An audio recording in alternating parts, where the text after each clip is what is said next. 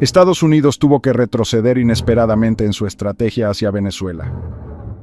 El golpe no provino de una potencia militar, sino de un país que apeló a la legitimidad de los principios: México. La mandataria Claudia Sheinbaum encendió las alarmas frente al despliegue naval estadounidense en el Caribe, logrando frenar al menos temporalmente una escalada militar que amenazaba con inflamar las costas latinoamericanas. El crucero USS Lake Erie y el submarino nuclear USS Newport News se acercaban peligrosamente a las aguas territoriales de Venezuela, generando un clima de tensión en toda la región. Sin embargo, lo que estremeció al continente no fueron los motores de las naves, sino la firmeza de una voz que defendió la soberanía y los principios de no intervención. Caracas celebró esa postura como una victoria política frente a la injerencia extranjera. Sheinbaum levantó una barrera diplomática al recordar que México no acepta intervenciones extranjeras. Lo dijo sin estridencias, con un tono sereno pero decidido. En Caracas, la reacción fue inmediata. No se interpretó como un comentario protocolar ni como un formalismo de rutina, sino como una declaración de principios con fuerza histórica. La doctrina Estrada, símbolo de la tradición diplomática mexicana de respeto a la soberanía, revivió con vigor justo en el momento en que el Caribe se convertía en un tablero de riesgo y tensión. El canciller venezolano, Iván Gil, se apresuró a difundir el mensaje desde sus canales oficiales, presentándolo como una defensa clara de la soberanía regional. Para él, la posición mexicana no era solo una declaración, sino un muro de contención frente a la tormenta que se avecinaba. Las advertencias sobre la gravedad de la situación no fueron exageraciones.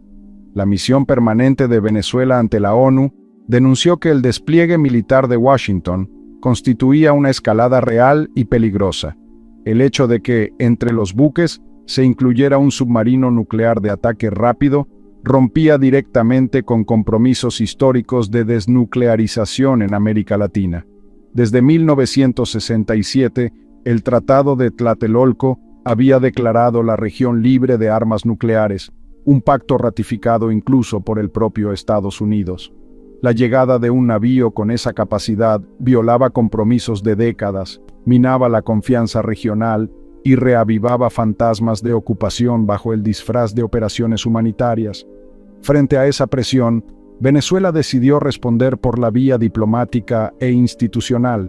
Dirigió una carta al Consejo de Seguridad de la ONU para exigir la retirada inmediata de las naves estadounidenses y reclamar garantías de que no se utilizarían ni se amenazaría con armas nucleares en la región. Además, pidió consultas urgentes a través del Organismo para la Proscripción de las Armas Nucleares en América Latina y el Caribe, conocido como OPANAL, así como el respaldo de la ONU al principio de una América Latina como zona de paz. Esta denuncia no quedó aislada. Varios países miembros de la CELAC manifestaron su rechazo al incremento de la tensión militar.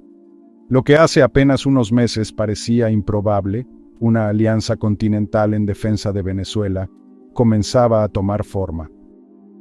En ese viraje, México emergía como un actor central e inesperado. La voz de Sheinbaum sorprendió incluso a quienes dudaban de la capacidad de México para influir en los asuntos regionales. Heredera de una tradición histórica de no intervención, la mandataria mexicana demostró que la diplomacia sigue viva y puede ser una herramienta poderosa en momentos críticos. Su intervención no solo frenó momentáneamente la escalada militar, sino que también reconfiguró el tablero político del continente. En la Constitución mexicana está inscrito con claridad el principio de no intervención y la defensa de la autodeterminación de los pueblos. Esa base jurídica y política le otorgó peso a sus palabras, que fueron interpretadas como un escudo en medio de una amenaza.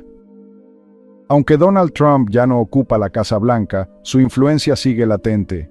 Fue él quien impulsó la narrativa de la lucha contra los cárteles como pretexto para justificar una militarización de la región.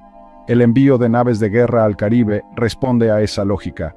Pero las palabras de Sheinbaum actuaron como un freno inesperado. En Caracas se interpretaron como una derrota moral para Trump y para quienes sostienen visiones belicistas.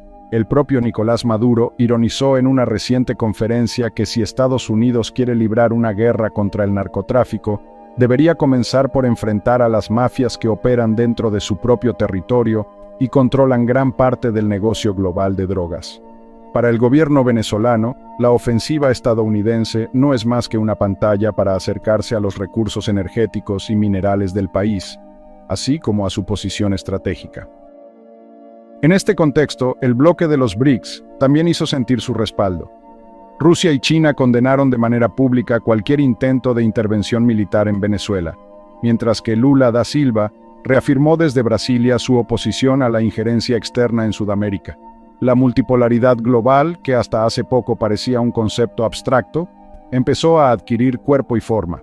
Aunque México no forma parte oficialmente de los BRICS, su postura coincidió con la de ese bloque, creando un frente común en defensa de la soberanía. El mensaje era claro: el continente ya no se comporta como el patio trasero de Washington. Los analistas internacionales comenzaron a señalar que la postura de Sheinbaum podía marcar el inicio de una nueva etapa de liderazgo mexicano en América Latina. Para ellos, el silencio nunca es neutral, y la intervención de la mandataria en medio de una crisis militar reavivó la memoria política de toda la región.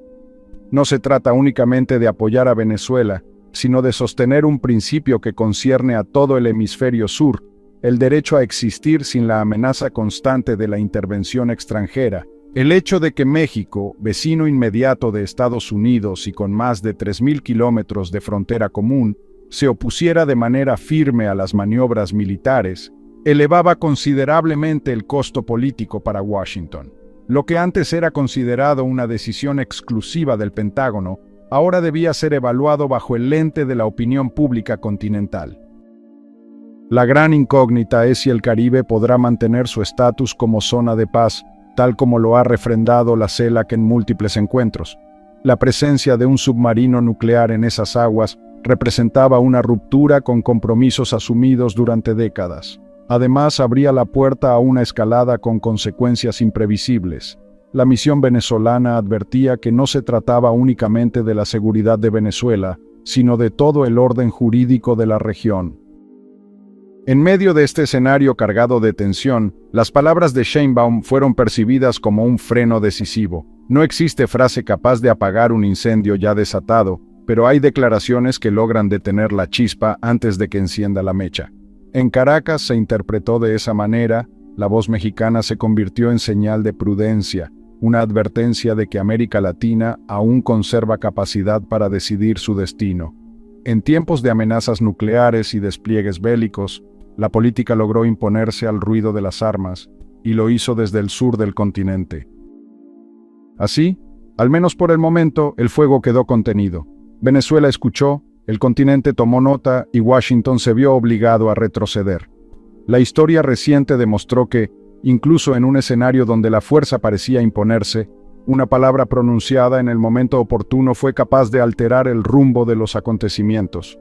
América Latina recordó que todavía puede hablar con voz propia y que el respeto a la soberanía no es un ideal abstracto, sino un principio con fuerza política real.